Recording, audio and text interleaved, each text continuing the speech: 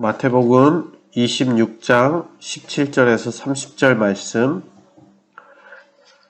무교절의 첫날에 제자들이 예수께 나아와서 이르되 유월절 음식 잡수실 것을 우리가 어디서 준비하기를 원하시니까?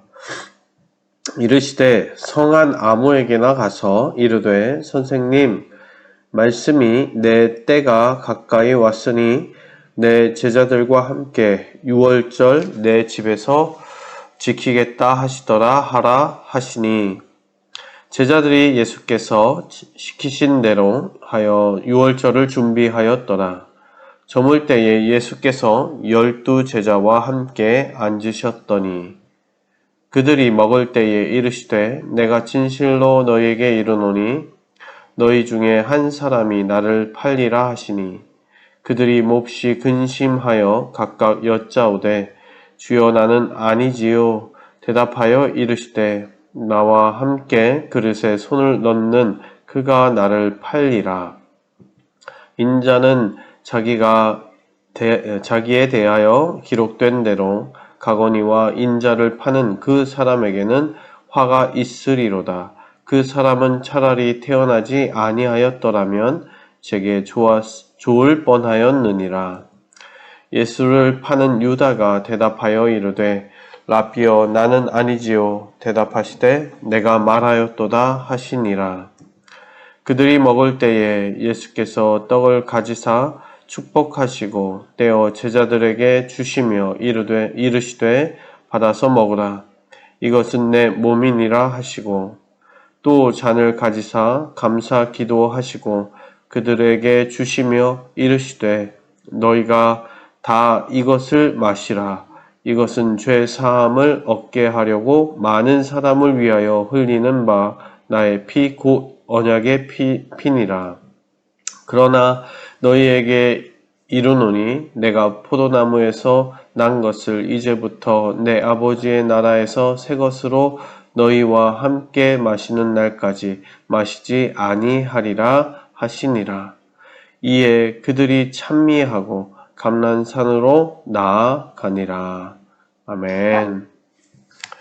오늘 말씀은 끝까지 섬기신 예수님의 본을 따르라 라는 말씀 가지고 함께 나누겠습니다.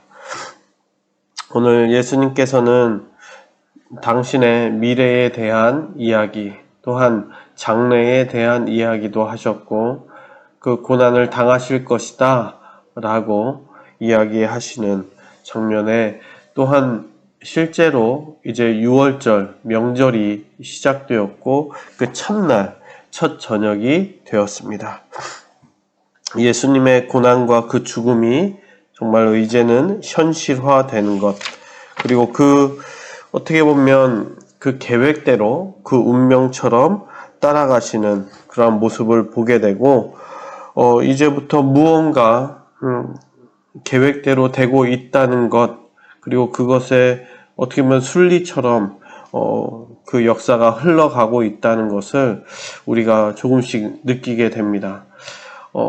한 가지 예로 유월절 저녁을 어디에서 먹을까요? 라고 예수님께 물은 제자들, 그 가운데서 예수님께서는 그렇게 말씀하시죠. 아무에게나 선생님께서 유월절을 내 집에서 지내겠다 하면 준비하리라 라고 하신 것처럼 이미 계획이 되어 있고 누군가가 그것을 섬길 수 있는, 어떻게 운명처럼 그렇게 계획되어 있다라는 것, 준비된 사람, 준비된 음식, 그리고 준비된 장소까지, 그러한 것들이 이제 정말 차근차근 예수님의 고난과 죽으심 그리고 부활하심의 그 구속사적인 역사 가운데로 계획 속으로 이제 들어가고 있는 것이 우리 눈에도 보이기 시작합니다. 그러한 가운데에 오늘 또한 중요한, 어떻게 보면 인물이죠. 사건의 중심에 서 있는 사람, 예수님을 팔아넘길 사람, 그건 배신자죠. 저희들이 영화나 드라마 아니면 그런 이야기 속에서 그 배신자 때문에 어떻게 보면 반전이 일어나고, 그리고 그게 클라이막스가 되는 그런 부분이 있는데, 오늘 그러한 사람, 대해서 예수님께서 이야기를 하십니다. 그 사람이 바로 가룟 유다이겠죠. 그 한 사람을 밝히시는데 제자들은 그러한 사람이 있다라고 듣는 순간부터 두려워했습니다. 왜? 자기가 그런 운명이 될까봐 지금까지 거부해오고 아닙니다, 아닙니다, 저는 배신하지 않을 것입니다 라고 얘기하지만 그것이 누가 될지, 운명처럼 어떤 사람이 될지 각각 그 제자들은 두려워하고 있었습니다. 그러나 그 가운데에 한 사람은 분명히 알고 있습니다. 그 전에 이미 바로 예수님을 은 30에 넘기겠다라고 얘기한 가룟 유다가 있기 때문입니다. 그러면서 예수님께서는 또한 그 운명처럼, 우연처럼 그렇게 얘기하죠. 누구입니까? 나와 함께 그릇에 손을 넣은 자가 그 사람이다. 그 사람이 바로 가룟 유다가 그 그릇에 손을 넣는 순간 예수님께서 말씀하셨죠. 그 가운데 또 가룟 유다가 질문을 합니다. 손을 넣고 그런 이야기를 들었으니까 예수님, 그러나 나는 아니지요 라고 이야기했는데 예수님이 내가 말했다, 너가 맞다 라고 이야기를 분명하게 듣습니다. 그러한 가운데에 어떻게 보면 예수님을 그것을 아시면서 그것을 또 다 받아들이시는 거죠. 그러한 배신자도 있고 또한 그러한 배신자로 인하여서 내가 팔릴 것이고 죽임을 당하는 그러한 순간을 맞이할 것이다 라는 것을 분명히 아시면서도 성찬을 나누십니다. 당신의 죽음을 기억하라고 하시면서 그 떡을 떼어서 잔을 나누시면서 그것을 나누시는 그 장면이 나옵니다. 한 번쯤 생각해 보게 됩니다. 예수님의 섬김과 사랑은 그 속에 진정한 참음과 인내, 그리고 그것을 받아들이는 그것이 끝까지 그 계획대로, 하나님의 구속사적인 계획대로 운명처럼 순종하셨다라는 것, 그냥 배신자까지 다 받아들이시는 겁니다. 이것을 감당할 수 있는 사람이 누가 있을까요? 아무리 내 운명을 알고 있다고 하지만 나를 배신할 사람을 내가 알고 있다.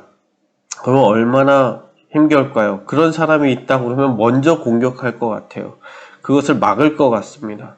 나를 넘어뜨리려고 하는 사람이 있다면 우리가 그렇잖아요. 내가 미래에 사람들이 점괘를 본다라고 한다면 나에게 좋지 않은 일이 있다고 한다면 그것을 피해 가려고 할 것입니다.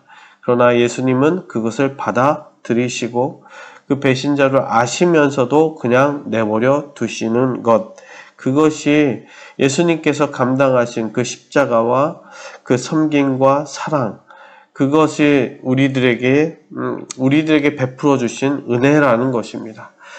그냥 주어진 것이 아닙니다. 예수님의 그만큼의 인내와 희생과 참으심이 있었다라는 것입니다.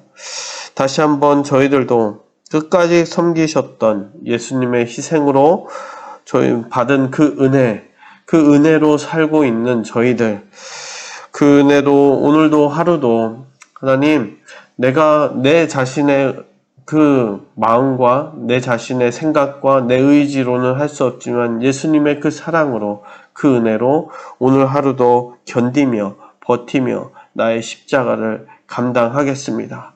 이렇게 또한 다시 한번 우리가 져야 할 그 십자가를 감당하시며 살아가시는 우리 귀한 성도님들 되시길 주님의 이름으로